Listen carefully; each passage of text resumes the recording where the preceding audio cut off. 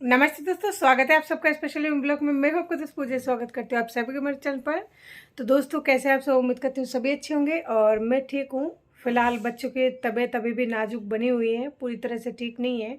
और तबीयत हालत ख़राब होने की वजह से है ना, सोनू की और बच्चों की। तो सोनू स्कूल जाता है, उसका स्कूल वगैरह सब कुछ जो है बहुत ही ज़्यादा छुट्टी हो रही है, लेकिन करने के लिए कुछ भी नहीं है। मैंने डॉक्टर से पूछा था कि ऐसी कंडीशन में बच्चों को स्कूल भेज सकते हैं क्या, जैसे फीवर हो। तो उन्होंने बोला कि नहीं, इससे बच्चों को मतलब और ज़्यादा तबीयत बिगड़ने की आशंका है, तो ऐसी कंडीशन में मत भेजो जब बच्चे को फीवर हो। अगर नॉर्मली कोल्ड वगैरह हो ना तो फिर आप भेज सकते हो, लेकिन इस तरह मत भेजो। तो फिर इस वजह से उसका जो है स्कूल वगैरह सब कुछ बंद हो रखा है फ़िलहाल, और ट्यूशन वगैरह भी बंद हो रखा है। तो दोस्तों, फाइनली आज से मतलब एक तरफ से अगर थोड़ा सा खुशी मिलती है किसी काम की वजह से या किसी बात की वजह से, तो दूसरी तरफ से है ना, मन जो है अपसेट रहती है। तो थोड़ी सी मतलब एक खुशी की बात है, बहुत दिनों से जिस चीज़ का इंतज़ार कर रही थी वो फाइनली हुई है। यानी आज से 6-7 दिन पहले थाने से कॉल आया था कि ना आपको कोर्ट में पहुंचना है, क्योंकि चालान पेश करने वाले हैं।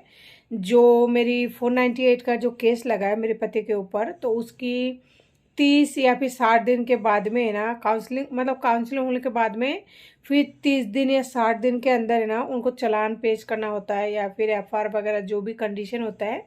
केस के ऊपर डिपेंड करता है कि आपका केस मतलब कैसा है कैसा नहीं है। तो उस हिसाब से ये सब चीज़ें लगाई जाती है। तो मेरा जो है चालान मतलब पेश करनी थी उनको, थाने वाले को। तो उन्होंने चालान पेश किया है।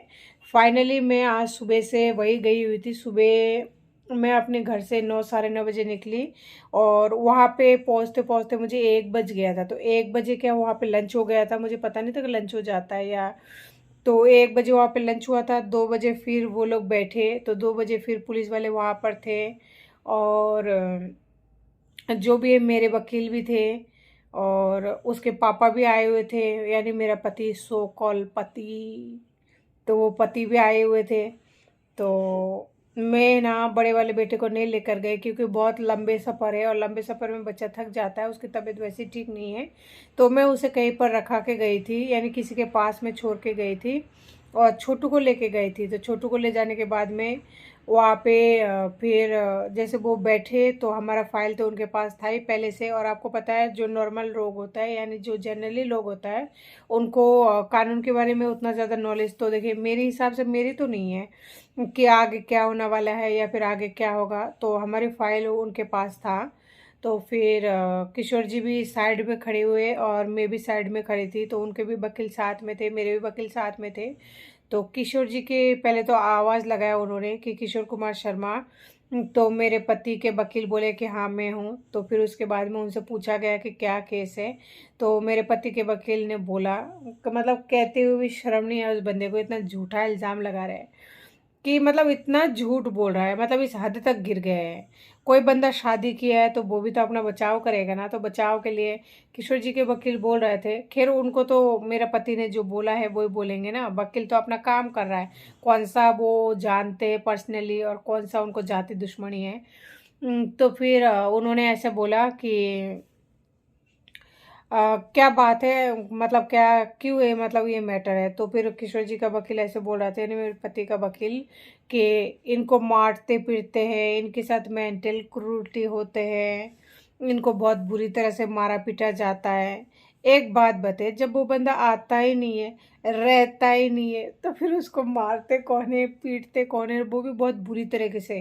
कि मतलब कोई इंसान उसे मार रहा है, कोई औरत उनको मार रही है बुरी तरीके से, वो भी अपनी पत्नी, और वो बर्दाश्त कर रहा है। इतना सीधा साधा, इतना सिंपल इंसान, समझ नहीं आता है इस उम्र में, 45-50 साल की उम्र में किसी औरत को पटा लेते हैं, उनके साथ रह रहे हैं, सारे ए टू जेड संबंध बना रहे हैं, और ऊपर से 2 बच्चों को छोड़ रखा है। इल्ज़ाम भी लगा रहा है, तो ऐसा इल्ज़ाम लगा रहा है, कभी बोलता है ये चिकन खाता है, मेरे को पता नहीं था, ये मीट खाती है, मेरे को बिल्कुल ही नहीं पता था, और मेरे को पता हो तो मैं ऐसा काम ही नहीं करता। यार बंगाल की हूँ, बंगालन हूँ, प्योर बंगालन हूँ, बंगाल की हूँ, मेरे माँ बाप पूरा खानदान बंगाली है। अब उसको नज़र आ रहा है 15 साल बाद में कि है ना मेरे को पता ही नहीं था ये चिकन मछली खाती है, इस वजह से छोड़ रहा हूँ। मेरे को बुरी तरह मारती है, उसका तो हाथ पाँव है ही नहीं कि मतलब कोई उसको मारती है। वो इतना सीधा है कि बर्दाश्त नहीं कर पाया, बेचारा घर छोड़ के चला गया किसी और औरत के पास में, वहाँ जाके शादी कर लिया क्योंकि बर्दाश्त नहीं हो रही है औरत का गम। तो गम मिटाने के लिए किसी और को मतलब पकड़ रखा है, जहाँ उस औरत का जवान जवान बेटा है, 26-27 साल का बेटा है, बेटी है जिसकी शादी हो गई, उसके चूजे है मेरी औलाद की जितना, 5-7 साल का बेटा बेटी है। तो ऐसे औरत को पकड़ा है ओके है ना, ताकि कल को अगर हम दोनों के बीच में कोई लड़ाई हो जाए, कोई फसाद हो जाए, तो उसका बेटा उसे सपोर्ट करे।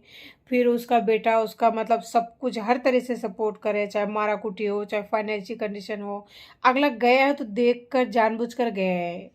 ठीक है, अगर वो किसी अम्मा के साथ में शादी कर लिया, अम्मा के साथ रह रहा है, तो कम से कम उसने बैकग्राउंड देखा है कि हाँ इसका बेटा है जवान, तो कोई भी कंडीशन होगा तो वो मुझे बचा लेगा। अच्छी बात है ना, बचाव करो, बचाव करना चाहिए यार, आज़ाद भारत है, आप आज़ाद हो, सब कुछ हो रहा है, क्या दिक्कत। फिर मेरा जो पहले वाली यानी मेरी जो कुछ और बातें थी पहले का, तो वहाँ पे मैंने वो भी रखी। तो मेरे भी वकील थे, तो मेरे वकील से पूछा कि आपको कुछ कहना है, तो मेरे वकील ने बोला आपको कुछ कहना है, यानी मेरे से पूछा। तो मैंने बोले कुछ ही नहीं कहना। तो फिर मेरे वकील ने भी बोला हमें कुछ ही नहीं कहना, आप तो क्या नाम है वहाँ पे जब चालान पेश करते हैं ना, तो मेरी पति की तरफ से शायद कुछ करना होता है, जमानत वगैरह ऐसा कुछ कराना होता होगा, मुझे तो ये सब बारे में नहीं पता। तो उनके वकील आए थे तो शायद वो जमानत वगैरह कराएंगे। तो और मेरे से तो मतलब कुछ ही नहीं किया। तो मेरे वकील ने बोला आप तो वो दे दो, कुछ स्लिप वगैरह है, मुझे उसका नाम तो नहीं पता। तो उन्होंने स्लिप में मतलब मेरे को बोला यहाँ पे सिग्नेचर कर दो और बच्चे लेके आई हो, आप थक जाओगे तो बच्चे लेके आप घर चले जाओ, और बाकी का जो भी प्रोसेस वगैरह होगा वो मैं बाद में कर लूँगा और आपको इन्फॉर्म कर दूँगा। तो मैंने कहा ठीक है। तो फिर वहाँ पे एक फॉर्म दिया मुझे, तो मैं फॉर्म को सिग्नेचर किया और मैं सीधे घर आ गई। उसके बाद में जो भी कार्रवाई या जो भी करना होगा तो वो मेरा वकील जो है वो हैंडल कर लेंगे और वो मुझे इन्फॉर्म कर देंगे। तो ये बात हुई। तो किशोर जी का वकील तो है ही, जो भी है वो तो काम कर रहा है अपना, मुझे उनसे कोई शिकायत नहीं है और ना मैं करना चाहती हूँ, क्योंकि हर इंसान अपना काम करता है, बदले में उनको पैसा मिल रहा है तो वो स्वाभाविक है उनकी तरफ लड़ेंगे, उनकी तरफ बोलेंगे, उनकी तरफ काम करेंगे, और करना भी चाहिए एक इंसान को। जब अगला पैसा ले रहा है, देखिए सच और झूठ का फैसला तो वो तो होगा ही, दो ही चीज़ होगा इस सफ़र में, या तो वो हारेंगे या मैं जीतूंगी, या फिर मैं हारूंगी वो जीतेंगे, बस दो चीज़ हो सकता है ना। तो फिर डर किस बात का है। और उनका जो वकील है वो अपना काम कर रहा है, जो मेरा वकील है वो अपना काम कर रहा है, कोई दिक्कत नहीं है, करने दो उनका काम आपस में, मुझे कोई दिक्कत नहीं है। बस इतना सा दिक्कत है मुझे कि मैं बच्चों को लेकर कोर्ट कचहरी में भगती हूँ ना, मेरे बच्चे बहुत ज़्यादा परेशान होता है, बहुत ज़्यादा थक जाता है, इसके अलावा मुझे कोई दूसरा गम नहीं है। लेकिन मुझे ये समझ में नहीं आती, मेरा पति है ना ऐसा आता है, कभी भी आता है ना तो मतलब पूछ लटका के लाता है। पूछ मतलब एक पूछ हो तो समझ में आता, आज तो देखा है ना 3-4 पूछ लटका के लाया मेरा पति, 3-4 पूछ। एक पूछ तो दाएं साइड में, दूसरा बाएं साइड में, और तीसरा है ना अपने चोटी पे यानी माथे पे लगा के रखा है पूछ, फिर आया है। और मैं हमेशा जाती हूँ तो अकेले ही जाती हूँ। वो तो आज बाई चांस मुझे वकील मिल गए वहाँ पे, तो उन्होंने बोला आप वहाँ पर बैठो और मैं जो है करता हूँ, क्योंकि मैं बच्चे लेके जाती हूँ तो उनको थोड़ा सा वो हेल्प कर देता है। और तो मैं वहाँ बैठी रही, कुछ करने की ज़रूरत नहीं, वो आए बस बोला सिग्नेचर करो, उसके बाद में मैं आ गई। उन्होंने पूछा था आपको कुछ बोलना है, तो वकील ने भी मना कर दिया, तो मैं उनके ऊपर से क्या बोलूँ, मुझे कुछ बोलना ही नहीं है। अगला वहाँ पे फालतू के चचा रहा है कि मेरे को मारता है पीटता है, ठीक है भाई करते रहो, जहाँ तक जो हो सके आगे जो होगा कार्रवाई वो देख लूँगी।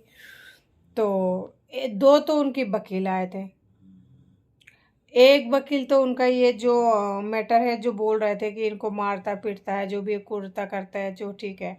और उनका जो दूसरा वकील है उनको मैं जानती हूँ मतलब ऐसे कि हर बार जैसे 498A का केस लगा तो हर बार वो लोग बुलाते थे काउंसलिंग के लिए, तो मेरा पति नहीं आते थे, वो हमेशा वकील को भेज देते थे और बदले में किसी और को भेज देते थे, ऐसे उनका वकील आते थे। तो इस वजह से मैं जानती हूँ कि ये किशोर जी की तरफ से वकील है, किशोर जी का वकील नहीं, वो किशोर जी की तरफ से वकील है। तो दोस्तों सारे दिन वहाँ पे बिताने के बाद में फिर मैं जैसे वहाँ से निकल गई थी 4 बजे, और मतलब जैसे मैं वहाँ से सिग्नेचर करके और निकल गई थी तो आने में मुझे 4 बज गया।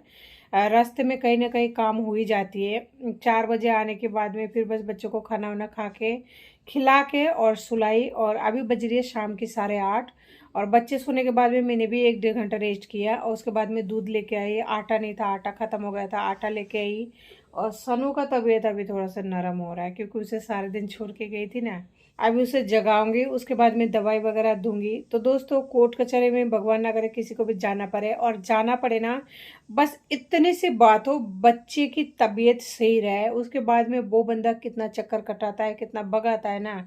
तुम भी भगो, मेंटल हैरास तुम भी हो, मैं भी हूँ। तुम भी मजे लो कोर्ट कचहरी का, मैं भी मजे लो। देखो इसमें कौन पीसता है?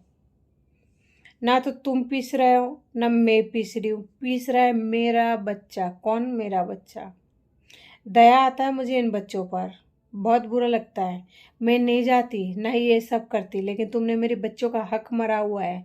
बच्चों की हिस्से की रोटी पानी लेके तुम किसी पढ़ाया बच्चों को खिला रहे हो, पढ़ाया औरत को खिला रहे हो। फाइनली मुझे इस वजह से कोर्ट कचहरी के चक्कर जो है काटना पड़ रहा है। नहीं तो मैं ना ये सब, ये जो कोर्ट कचहरी, मेरे को ये सब बिल्कुल ही पसंद नहीं है। ना मैं कभी गई लाइफ में, पहली बार गई हूँ। लेकिन लोग बहुत अच्छे मिलते हैं, चाहे थाने में मिले, बहुत अच्छे लोग मिलते हैं। और वकील जो है बहुत ही अच्छे हैं, बहुत ही सपोर्टेड है, बहुत ही अच्छी तरह बात करते हैं, एडवाइस देते हैं। बहुत अच्छे हैं, बहुत अच्छे इंसान होते हैं। हाँ, कुछ मामलों में, कुछ जगह पर कुछ इंसान गलत निकल जाता है, लेकिन ये एक की वजह से सबको गलत ठहराना गलत होगा। अच्छे इंसान मिलते हैं।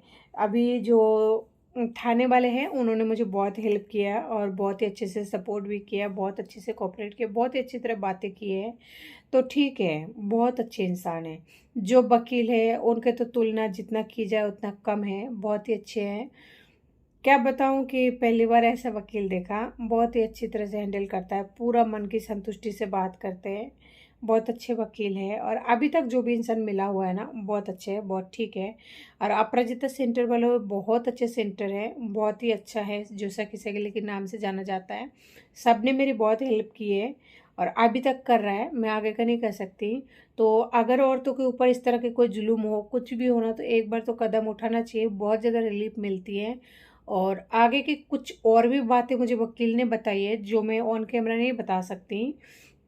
बस इतना कह सकती हूँ कि अगर आपके साथ कोई भी जुल्म हो रहा है, कोई भी घरेलू हिंसा हो रहा है, कोई भी बात हो रही है, तो अगर आप फीमेल है और आपके बच्चे हैं, तो एक बार आपको ज़रूर आवाज़ उठाना चाहिए। बहुत आसान रास्ता होती है, और उसमें आपको 1 रुपये नहीं लगती है। देखिए, जो पुलिस होती है गवर्नमेंट की तरफ होती है, तो उनको आपको 1 रुपये नहीं देना होता है। मेरे केस में 1 रुपये कहीं भी मैंने नहीं लगाया, अभी तक तो नहीं लगाया मेरा जो है। और जो बात वकील की है, तो मुझे वकील प्रोवाइड कराई गई है, तो मुझे उनमें भी अभी तक 1 रुपये नहीं लगी है। तो दोस्तों देखिए, पुलिस वालों को 1 रुपये नहीं लगा मेरा, और ना ही वकील का 1 रुपये नहीं लगा। और जो अपराजिता सेंटर जो सखी सहेली के नाम से है, यानी जिसे महिला आयोग कहते हैं ना, जो महिला की यानी वुमेन सेल की हेल्प के लिए बनाई जाती है ना, तो वहाँ पे भी मेरा 1 रुपये नहीं लगा। और बहुत अच्छी तरीके से पूरी बातों को सुनते हैं, और उसके बाद में वहाँ पे लेडीज़ पुलिस भी होती है। सब कुछ बहुत अच्छी तरीके से करते हैं वो लोग काम। और अगर आपको वकील बदलना भी होता है ना, कि जैसे आपका वकील आपको मिल गया, विधिक सा मतलब फ्री वकील मिला हुआ है, आप चाहो ना तो अपनी मर्जी से वकील का जो है चयन कर सकते हो। यानी जो का आपको वकील मिला हुआ है, अगर आपको उनसे काम नहीं करवाना, तो उसके लिए भी प्रोसेस होती है। उससे भी, जैसे कि हाँ, मुझे वकील चेंज करना है, इस वकील से मुझे काम नहीं करवाना, जैसे अब इस टाइम प्रेजेंट टाइम की मेरी कंडीशन है कि हाँ, मैं वकील अगर चाहूँ तो चेंज कर सकती हूँ। और ये जो बात है, ये हर किसी के साथ लागू होती है। केस पर डिपेंड करता है, सबसे मेन चीज़ होती है केस पर डिपेंड करता है कि आपका केस मतलब किस कंडीशन पर है। उनको जब आप ये सारी अपना डिटेल बताते हैं स्टोरी, उसके बाद में वो लोग डिसाइड करते हैं, फिर जाके आपको मदद करता है। लेकिन हाँ, वकील आप अपनी इच्छा से बदल भी सकते हो। ऐसा कुछ ही नहीं है कि आपको वकील दिया गया, वो काम नहीं कर रहा है तो आपको उसी में पिसना है, ऐसा नहीं है। आप अपनी मन मर्जी के वकील चेंज कर सकते हो, आपका केस जब तक चलेगा तब तक। और ये बिल्कुल निःशुल्क होती है, इसमें पैसे देने की बिल्कुल ज़रूरत नहीं होती है।